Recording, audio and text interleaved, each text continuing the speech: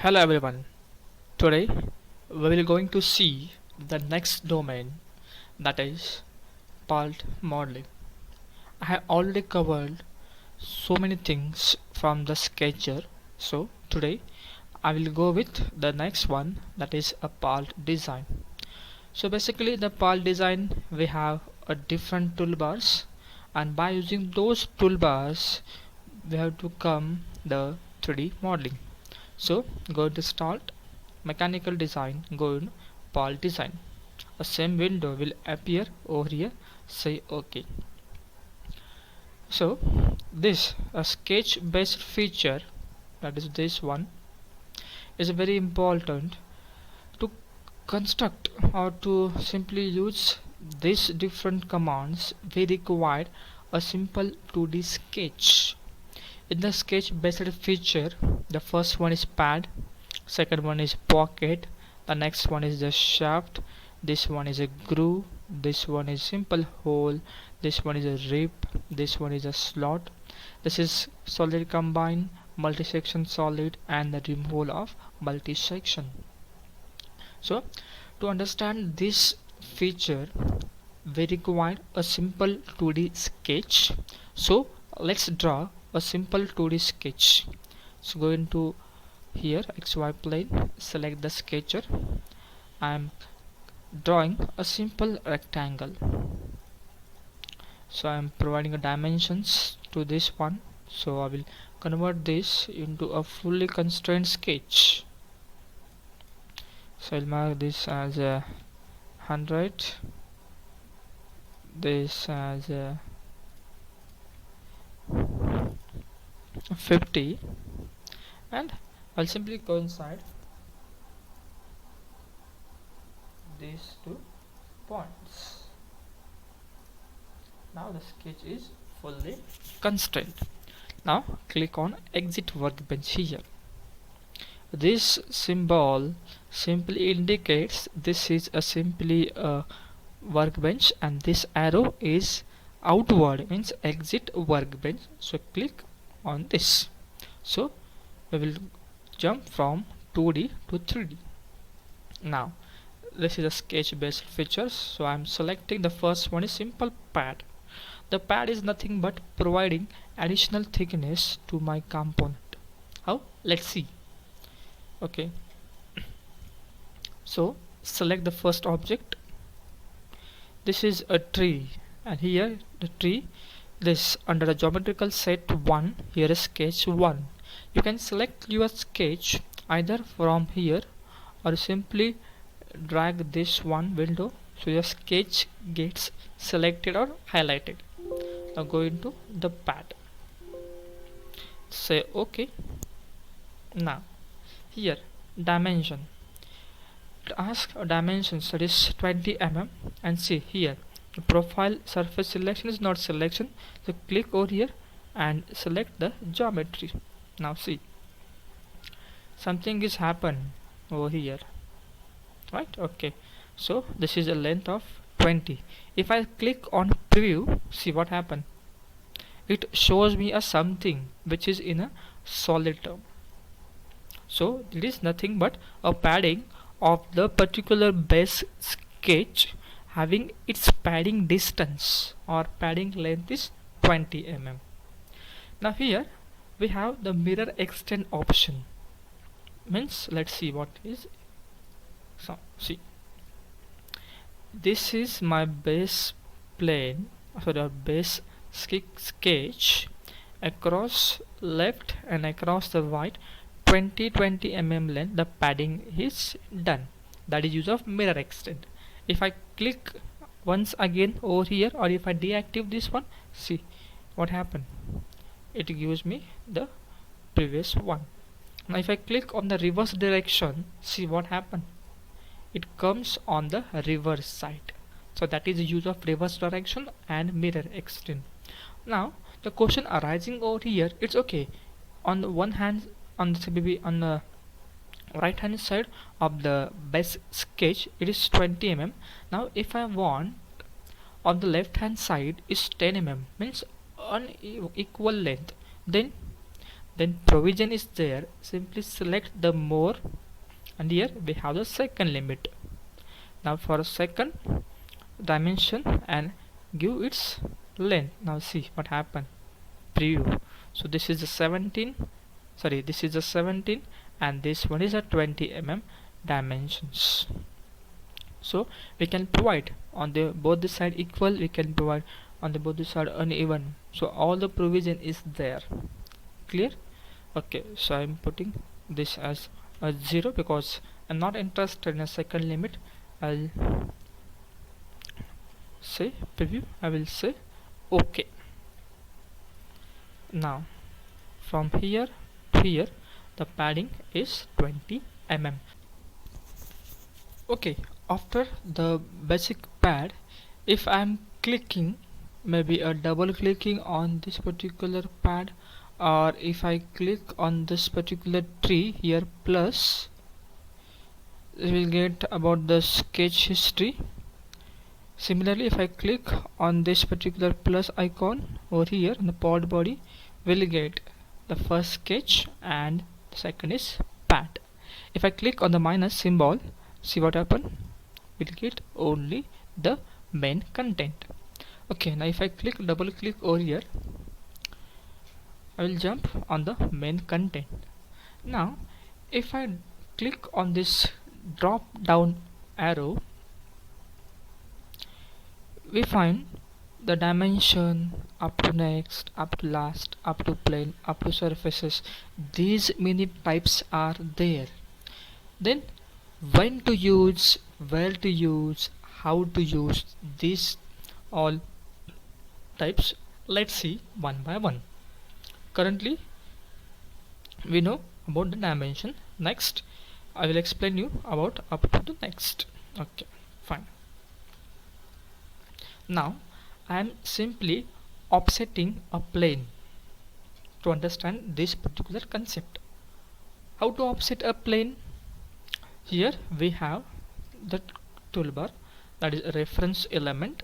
In that reference element, here we have a plane. So simply click on a plane. Here so many types are there, but right now just simply click on offset from plane. It asks us reference, no selection, so I'm selecting this one. This one means see here highlighted XY plane, and I'm putting the offset 20 If you want, you can click on the reverse direction, no problem, but on this side, on the left hand side, so I'm putting as a 50. Let's say okay. Now for the next sketch, my selection is this particular plane, so I'm selecting this plane and select this sketch. Now it is not visible on the screen, right? So click over here, that is fit in all. So this comes into this particular working zone. Now if I slightly tilt this particular working area, now see what you find.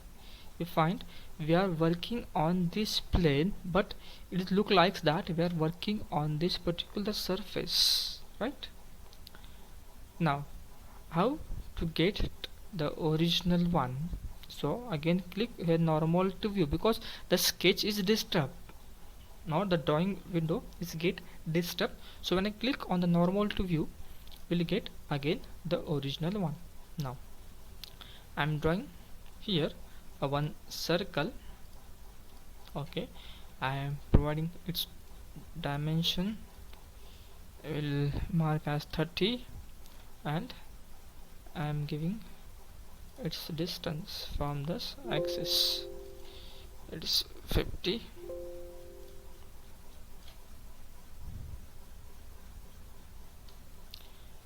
And the vertical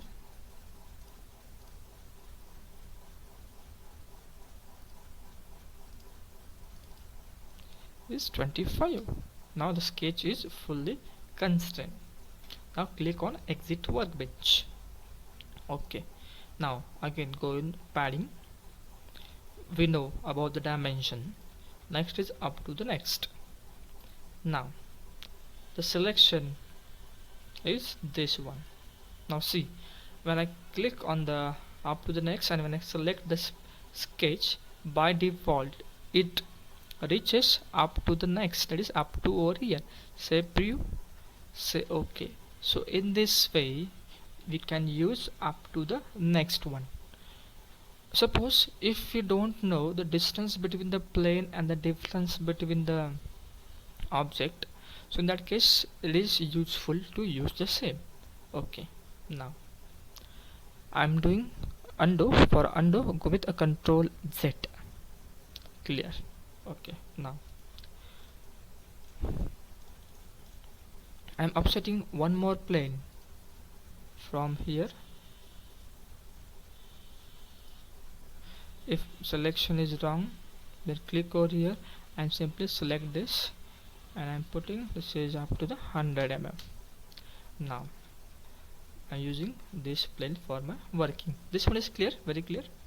Okay, select up to the next, select this plane, let's say okay, let us use up to the next.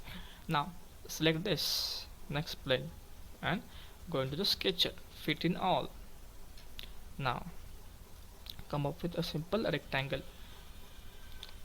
I'm not giving a dimensions to it, you can do it later on. Exit a workbench. Now the next one is padding is up to the last, so select this one.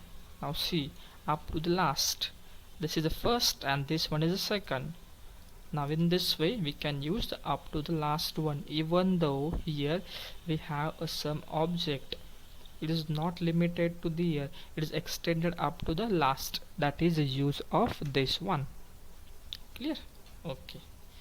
Now after this the next one is up to the plane. Okay. Now to understand this one, what I will do, I will again offset a plane, this particular plane, but on the reverse side, and say okay. Now this is my original sketch, so go into this one, go here up to the plane. Now limit is this one and the selection is this one. Now see, up to this particular plane, padding operation it's done or performed. Clear? The next is up to the surface, means similar to that of, so I'm selecting surface, this one up to the surface similar to that of up to the plane, and say preview and say okay. So in this way we perform the different things, that is dimension, up to next, up to last, up to plane, up to surface, right? Okay, fine, clear. Okay, till now we see a different padding types, but if you closely observe the whatever padding are there, those padding are normal to the profile. Now suppose if one want to do a padding in inclined fashion, then what to do? So such provision is there in the CATIA. Let's see how to perform that one. So I am deleting this entire things. Okay, so select the XY plane and I will come up with a simple rectangle without dimension. Okay, now if I'm going with a simple dimension, now see the padding is done across the particular profile, but if I want to do this padding in inclined fashion, then how to do or what to do? Okay, so I will draw a sketch which is normal to this particular profile. So I am selecting this YZ plane, right, and I will draw a simple inclined line without dimension. exit a workbench. Now click on the pad, select this one. Now this is the normal. Go into more, here the direction. Right now normal to profile is highlighted or activated. I make this deactivate and select the reference is this. Now see how this padding is performing. Now see, now this is the padding which is not normal to profile but in the direction of my reference line. So one can perform a padding operation by using this command also. Okay, that's all to this particular padding. Thank you very much.